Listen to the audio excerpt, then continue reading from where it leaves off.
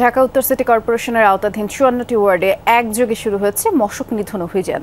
সকালে মেরুল বাড্ডায় ব্র্যাক বিশ্ববিদ্যালয়ের সামনে থেকে মশক নিধন অভিযান এবং র্যালি করে জনসচেতনতা কার্যক্রম শুরু করে উত্তর সিটি কর্পোরেশন।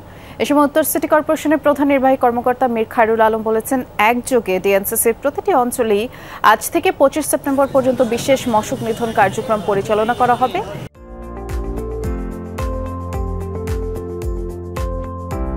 এছাড়া সাধারণ মানুষদের মধ্যে ডেঙ্গু নিয়ন্ত্রণে সচেতনতা সৃষ্টি করতে হবে।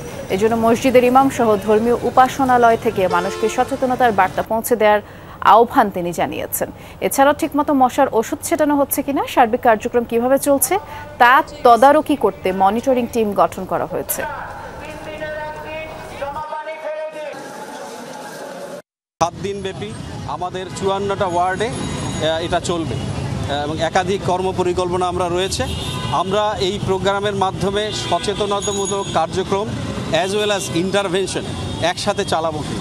জনগণকেও যেমন বিভিন্ন স্টেক হোল্ডারদেরকে আমরা সচেতন করব, পাশাপাশি আমাদের যে ইন্টারভেনশনাল অ্যাক্টিভিটিস যেমন ধরেন লার্ভিসাইডিং, ফগিং, আমাদের মোবাইল কোর্ট, এগুলোও চলবে পাশাপাশি।